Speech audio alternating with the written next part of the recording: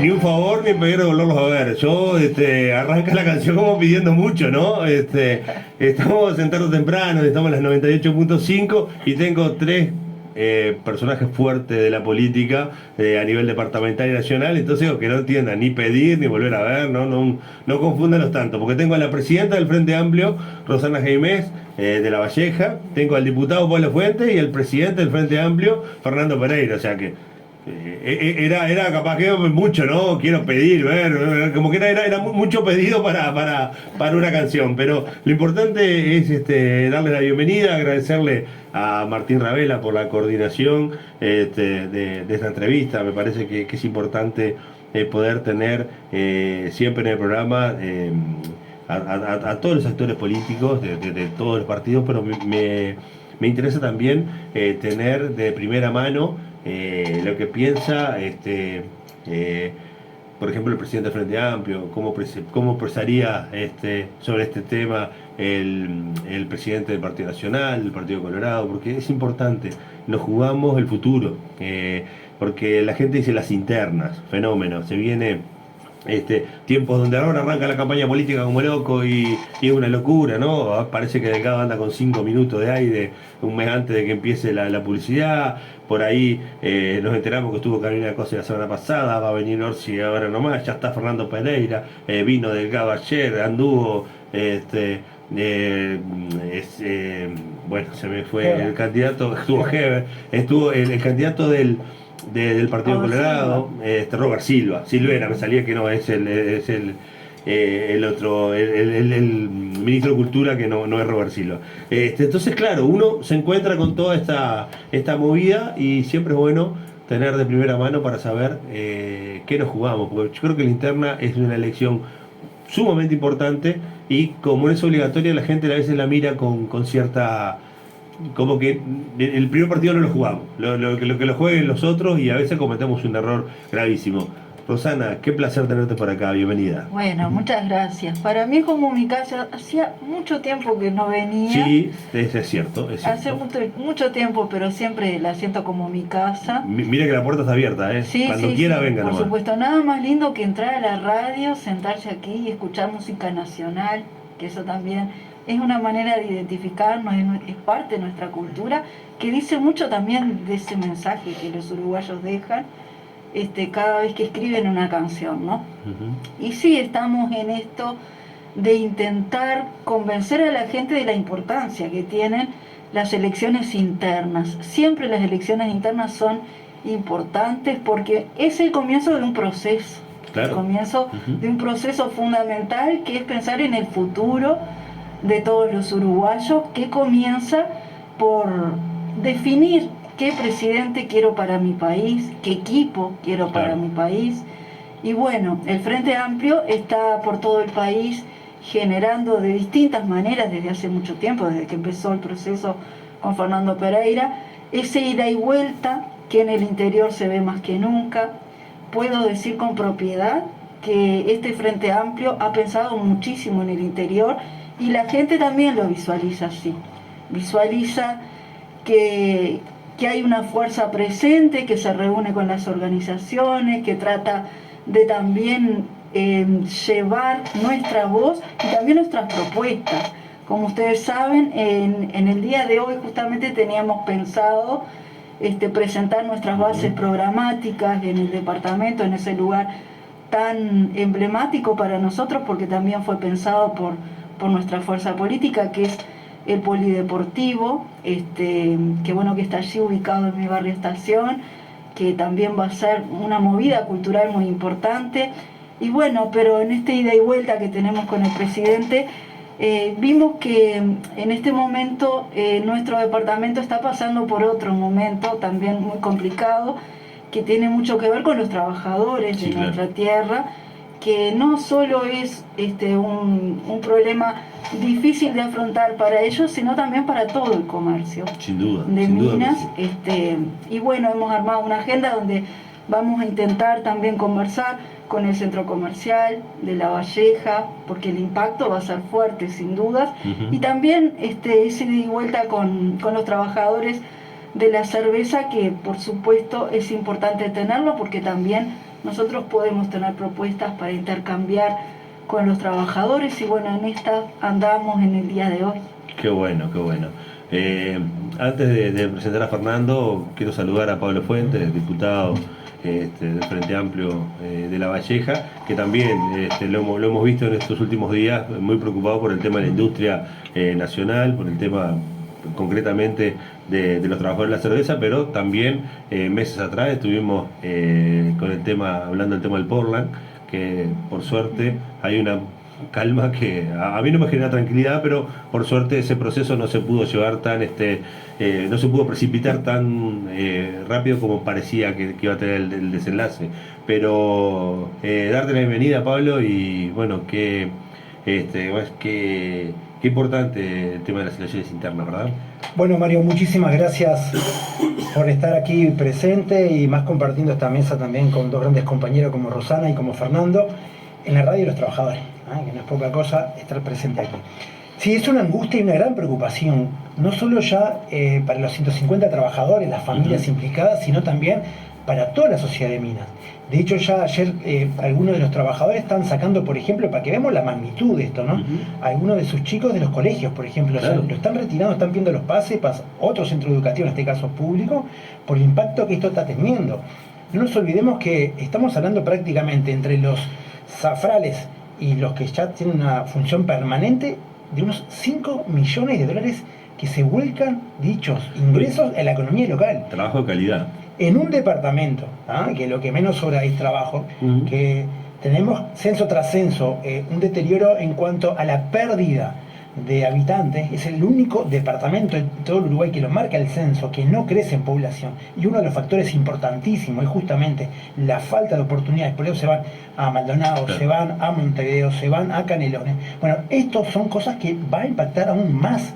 De hecho, tiempo atrás también, cuando salieron en estos meses pasados que La Valleja también en forma negativa está en el primer lugar de la tasa de denuncia de violencia de género, cuando nos reunimos con el propio jefe de policía, que estaba Rosana también, el primer factor es un tema económico, que nos decía el jefe de policía. El primer factor, cuando uno puede pensar a priori que pueden ser problemas de celo, convivencia, no, es el primer factor, es el económico. Entonces, estas cosas, por eso digo, hemos andado en diferentes medios de comunicación. De hecho, venimos recién de Montevideo, los canales capitalinos nos hicieron nota también al respecto. Yo creo que hay un gran debe del sistema político departamental, sobre todo del oficialismo a quien responde este gobierno, de que no han dado con la tecla. O sea, en el Parlamento del año pasado justamente hemos presentado minutas de comunicación por toda la Comisión de Industria, de todos los partidos políticos, los diputados, en Hacienda, diciéndole al Ministerio de Economía: modifiquen la tasa del IMESI, porque eso es lo que hace posible que la cerveza sea más competitiva para que el usuario, para que el consumidor, en las góndolas del supermercado, en las góndolas de los almacenes,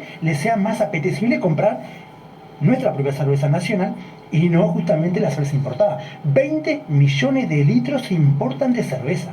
20 millones, las dos plantas, la de Montevideo y la de Minas, estaba pensando en su momento que cubría un 90% de ese espectro del consumo. Actualmente, justamente debido a la importación, porque este gobierno tampoco, cuando se fue agravando la situación, que el Parlamento lo veníamos anunciando ya por lo menos hace un año atrás, no fue capaz tampoco de buscar la forma de poner algún arancel importante para que la importación sea menor.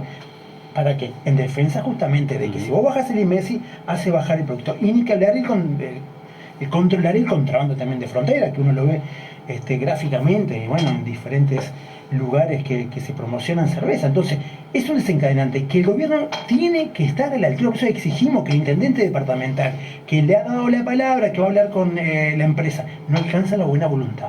Esta pelota está en cancha del gobierno también. Ministerio de Economía, Ministerio de Trabajo y Ministerio de Industria. ¿En algún momento se había generado algún decreto de ley o alguna ley muy a medida, por ejemplo, para la industria del cigarrillo o la industria del tabaco? ¿Por qué? Porque el contrabando hacía mella, porque la diferencia de precios era brutal con el tabaco de contrabando, ¿no? En este caso no el importado. Acá directamente no compite con la cerveza importada.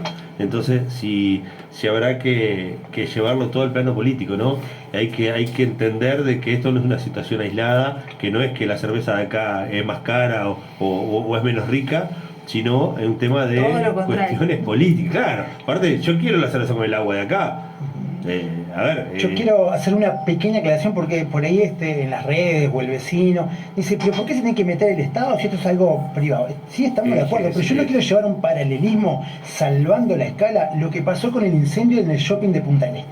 ¿Ah? En el shopping de Punta del Este, el mismo Parlamento también, en ese proceso de reconstrucción, ¿ah? Fuimos extendiendo, por ejemplo, el seguro de desempleo. Claro, lo hizo el sistema político, pero a su vez también el sistema político fue buscando determinadas exoneraciones que los propios empresarios solicitaban para poder reinstalarse de nuevo. Entonces, vaya que tiene mucho que ver el gobierno, el sistema político, en pos de cuidar las fuentes laborales, o sea, de interactuar justamente con el privado para mantener, amortiguar este impacto negativo. 150 puestos de trabajo quizás en Montevideo no afecta, no se visualiza mucho, no mueve la aguja, como se dice cotidianamente, pero acá en Minas, que estamos hablando de 5 millones de dólares al año, con ese impacto que recién hablaba, de que gente ya tiene que sacar a los niños del colegio, como puede pasar en otro ámbito del comercio, es muy fuerte.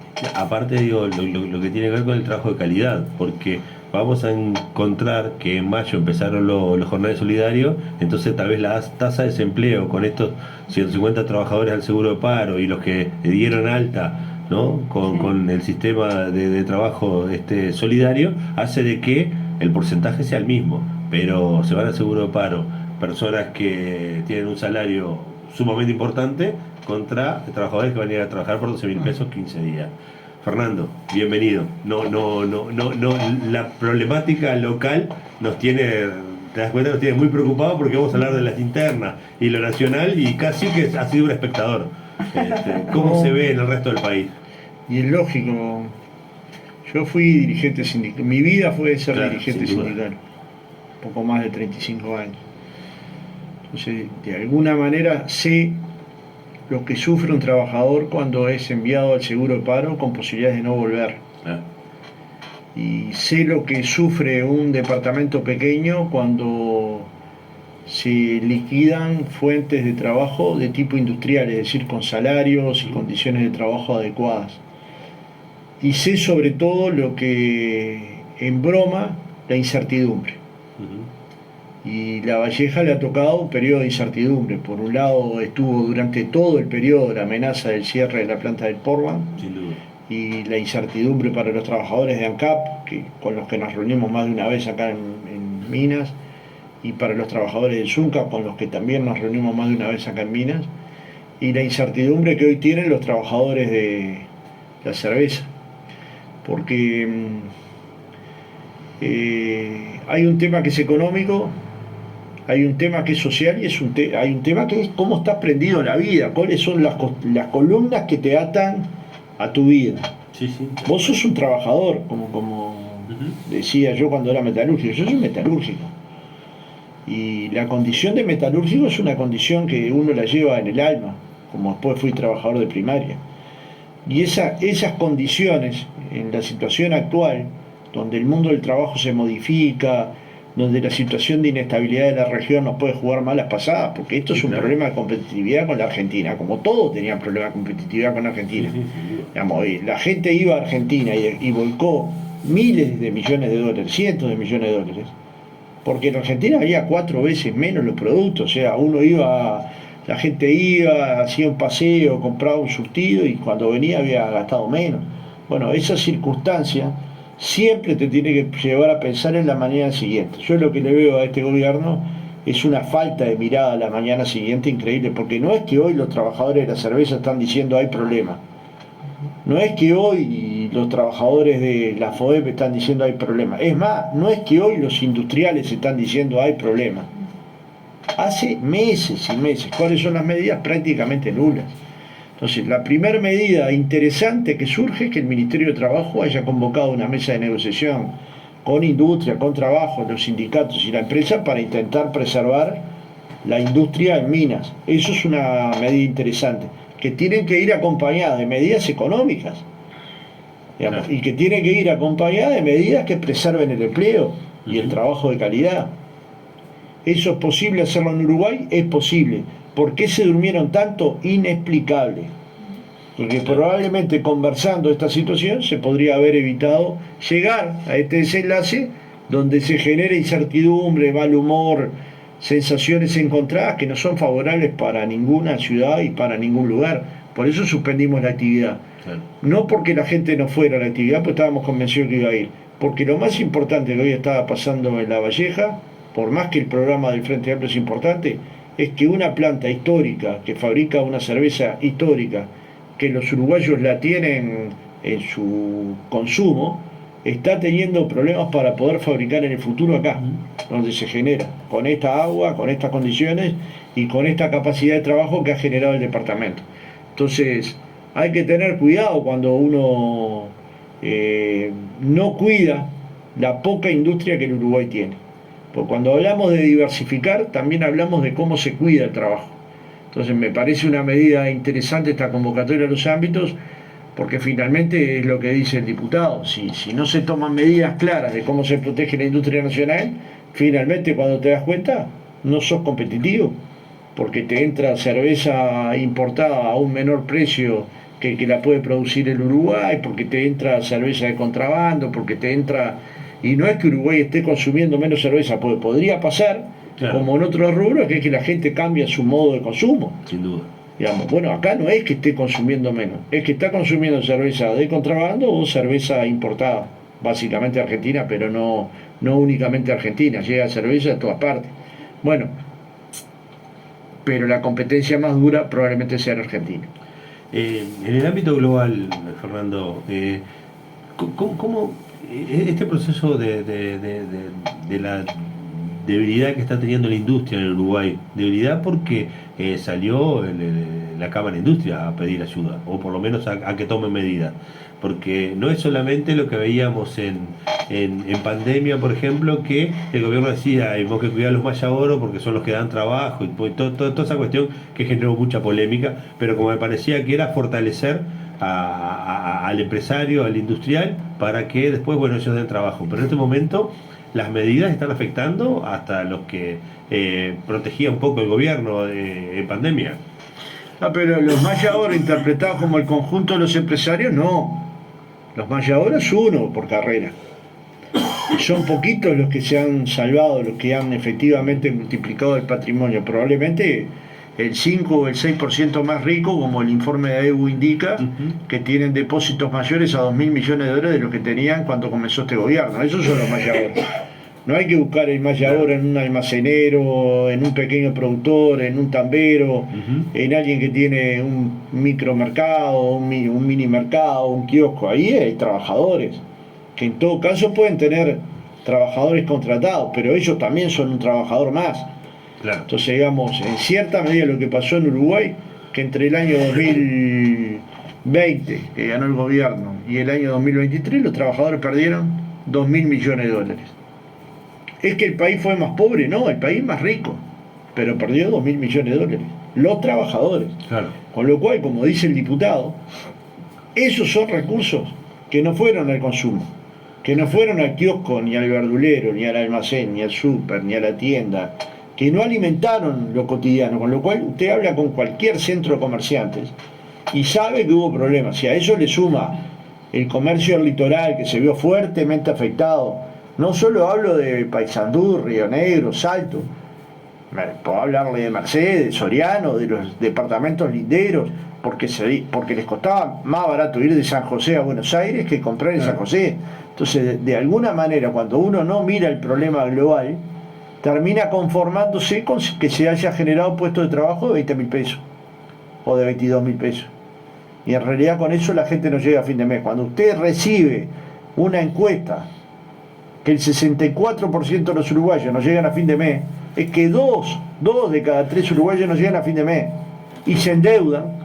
Y después habrá que pensar cómo se trabaja el tema de la usura, que tal, la papeleta de Manini a nosotros no nos gusta, pero el tema sí lo compartimos. No puede ser que haya un abuso en los créditos como hay, no puede ser que haya un abuso en las llamadas telefónicas para presionar el cobro con gente que realmente se ha sentido mal que las atormenta, que las hace, que al mismo tiempo hay que dar garantía jurídica, porque si no se elimina el crédito y quedan los colombianos prestando plata casa por casa. Entonces, digamos, teniendo criterios para tratar lo justo, lo que uno debería pagar en forma justa, son cosas que hay que pensar en futuro. Cuando el Frente Amplio dejó el gobierno, se había construido la OPP, un documento construido o coordinado por Fernando Isabela, por el economista Fernando Isabela, que está terminando ahora un doctorado, precisamente pensando en las cadenas de valor, cómo el Uruguay agregaba valor a las cadenas que ya tenía. Claro. Algunas de las que ha planteado Mujica, si tenemos fortalezas en la ganadería, ¿qué se puede agregar? Si tenemos fortaleza en la madera, ¿qué se puede agregar? Es construcción, ¿y qué más? Yo vi edificios de 6 pisos de madera. Y con madera blanda, no con madera dura, con madera blanda. Entonces, digamos, ¿cuánto se puede hacer con la madera? ¿Qué cosas? Cuando se hablaba de, bueno, y ni que hablar con la celulosa, se puede hacer algo superior a la celulosa.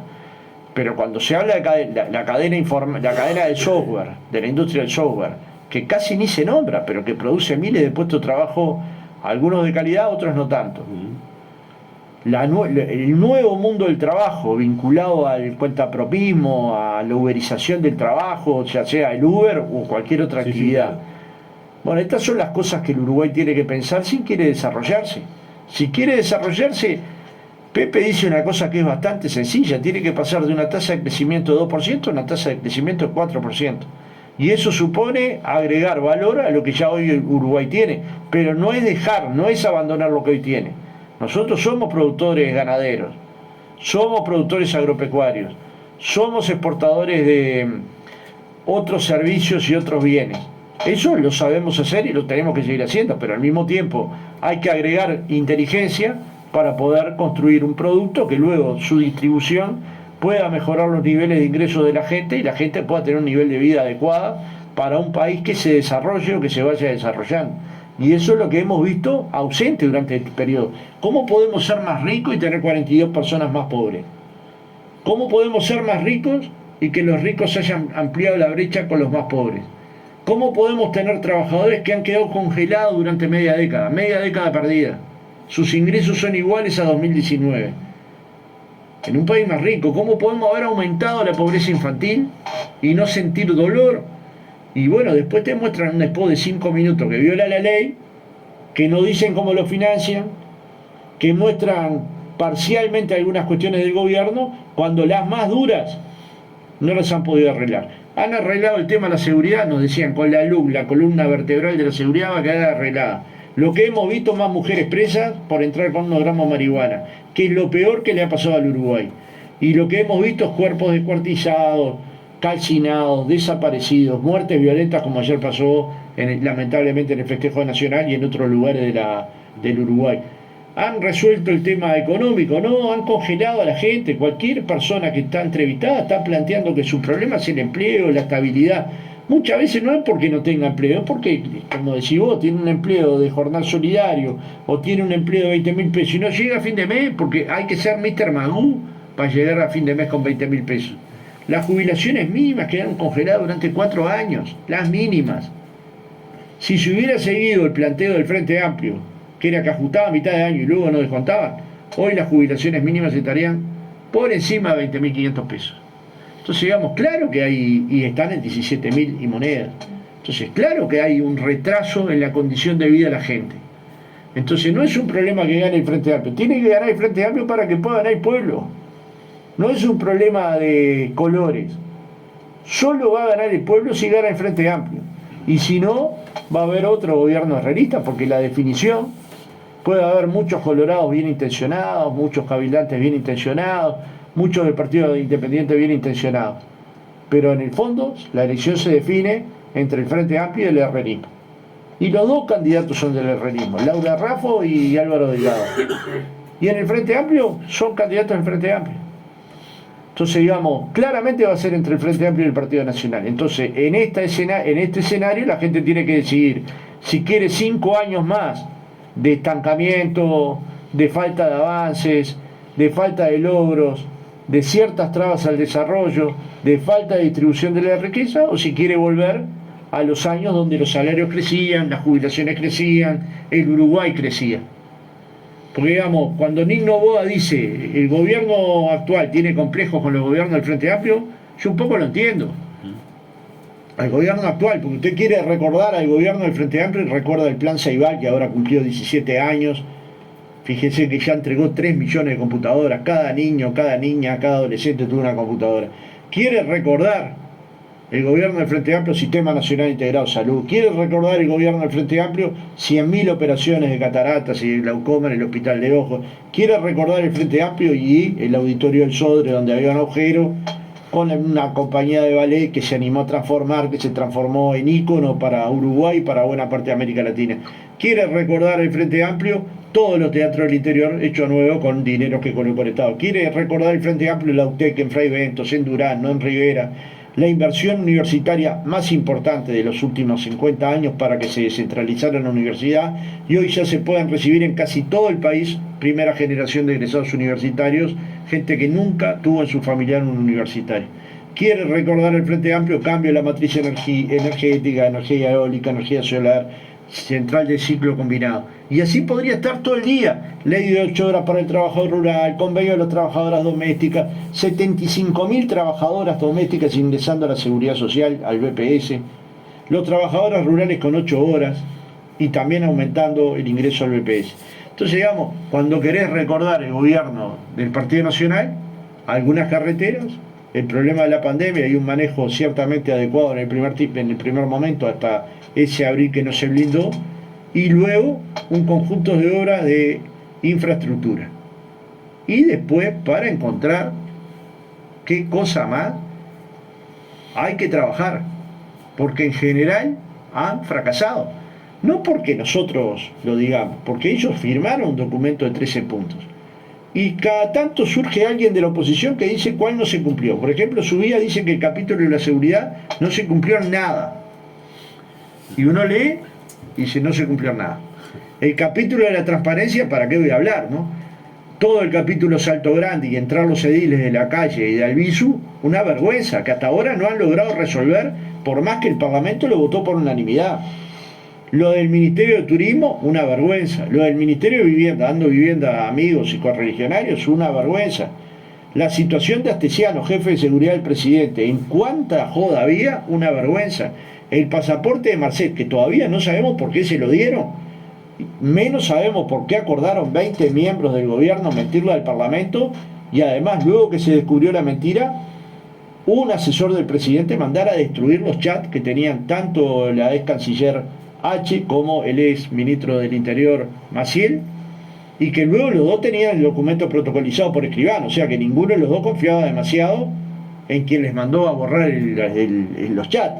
Pero lo cierto es que eso se está investigando en la justicia, se demoró un poco porque hay unas goteras, yo creo que hay que arreglar esas goteras, pues la gente tiene que saber qué pasó y quiénes fueron los responsables de semejante barbaridad. Entonces, uno mira punto a punto y dónde fue que acertaron.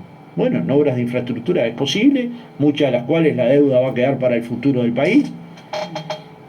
Entonces, digamos, estamos ante problemas. Ahora, una cosa es detectar los problemas y estos complejos que yo creo que el gobierno nacional actual tiene, y otra cosa es contagiar a la sociedad de que hay un proyecto alternativo. ¿Y por qué la gente cree que hay? Porque vivió un proyecto alternativo con el Frente Amplio, porque tuvo oportunidades de trabajo con el Frente Amplio, porque tuvo oportunidades de jubilarse con el Frente Amplio, porque mejoró su vida durante los gobiernos del Frente Amplio y porque pudo estudiar durante los gobiernos del Frente Amplio. Y Fernando, ¿y qué fue lo que convenció a la gente? ¿Qué campaña no hizo el Frente Amplio o qué campaña hizo el gobierno ¿no? actual? Claro. El humo, es ahora, que te vamos a dar esto y aquello y aquello, y es ahora, y es ahora. Y la gente, el Frente Amplio tenía cierto agotamiento, probablemente no hayamos sido claros en el último periodo sobre la agenda frente amplista del cambio, probablemente nos hayamos despegado de los sectores sociales, como se nos dijo en el FAT Escucha, en cada uno de los departamentos, y probablemente ellos hayan hecho una excelente campaña. Pues también uno tiene que mirarse a sí mismo y en qué fracasó, y también mirar al resto y ver qué hizo. La campaña en la calle fue prácticamente perfecta, tanto la de 2014 como la de 2019. Y eso supone más de una cosa. Capacidad comunicativa, no hay duda, pero recursos. Los recursos que maneja el Partido Nacional en relación a los recursos que maneja el Frente Amplio son ridículos. Es que realmente son ridículos. Lo que están haciendo ahora Ojeda y Delgado, haciendo hoy lo llamó obsceno Manini, una publicidad obscena, porque son casi 5 minutos, más de una vez por noche, para decir que puede entrar a una página web a fijarse el programa de Delgado. Y yo pienso que se burlan de la inteligencia de los uruguayos. Es publicidad electoral pura y dura, violando una ley que todos votamos para garantizar no saturar a la población con publicidad electoral. Y Ojeda, que está en un partido que hoy tiene intención de voto del 6%, y él es uno de los 6 candidatos. Y en este uno de los 6 candidatos coloca decenas de miles de dólares. ¿Pero de dónde lo sacan? Yo no digo que estén haciendo algo ilícito porque no lo puedo decir porque no lo sé. Claro. Pero si tienen cooperación, tienen que decir quién coopera. Si es la familia que está financiando, si él es mismo, tiene que decir soy yo mismo. Pero alguien tiene que financiar una campaña de volúmenes de este tipo, que si no queda claro la gente tiene derecho a desconfiar, o sea que tienen que ser claros. Y por eso transparencia, y por eso pedimos que se vote la ley del financiamiento de los partidos políticos, que ya se votó en diputados, y que el ministro Heber se ha dedicado a trabajar en el Senado. Esta es la realidad. Nos dicen que quieren ser transparentes, pero no fortalecieron la JUTEP, no fortalecieron la protección para el lavado de activos, no fortalecieron las declaraciones juradas. De hecho, Sartori sigue sin declarar. Se está terminando el periodo legislativo dentro de unos meses y va a terminar con el récord de que no presenta la declaración jurada de la esposa. Y la de él incompleta.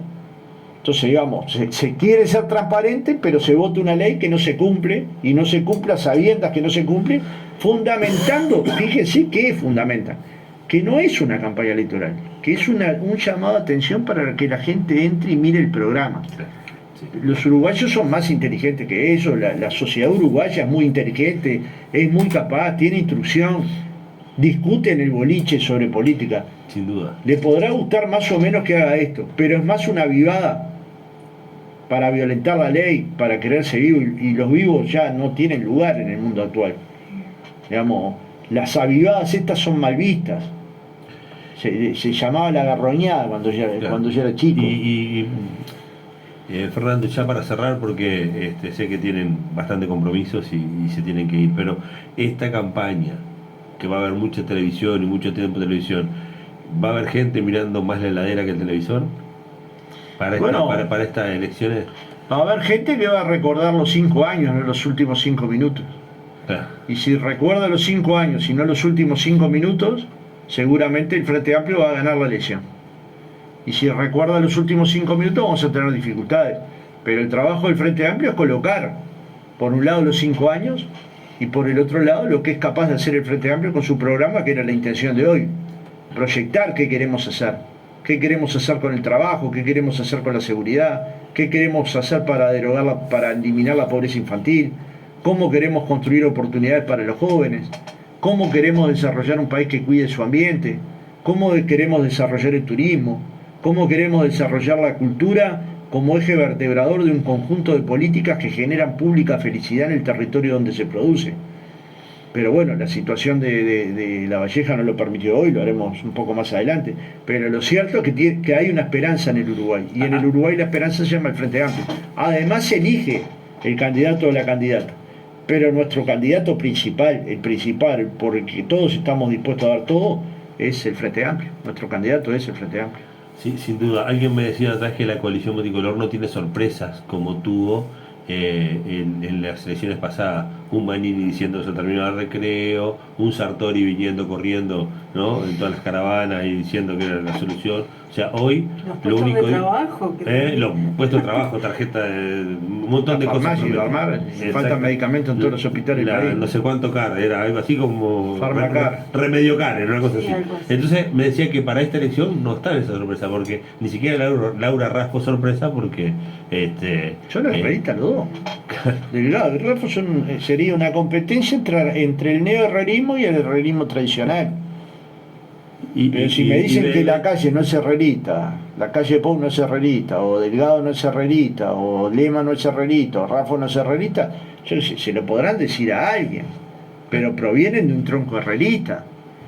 que ni más ni menos es la historia de la calle Herrera. Digamos, no es que hay un gran cambio. Con un poco más de modernismo, con un poquito mejor de niveles de comunicación pública, con un buen comunicador como es el presidente, con gobierno de cercanía, puede ser que hayan disimulado todas las carencias, pero eso es disimular. La gente cuando mira la heladera no llegó a fin de mes, cuando va a pagar el alquiler tiene dificultades, cuando va a pagar las cuentas tiene dificultades. Hay 1 millón de uruguayos endeudados. Este es el gobierno de la calle Pou. No es el de las grandes obras, no se puede mostrar grandes obras, se puede mostrar un puente importante, el de la Charqueada, se puede mostrar algunas obras de infraestructura vial importantes, pero bueno, del mismo tono de las que hizo el Frente Amplio con la inversión del último gobierno del Frente Amplio. Capaz que mejor presentadas, capaz que mejor comunicadas, pero luego en términos de inversión pública, probablemente la inversión pública del Frente Amplio en carreteras haya sido mayor que esta. Y es verdad que Uruguay necesita seguir avanzando.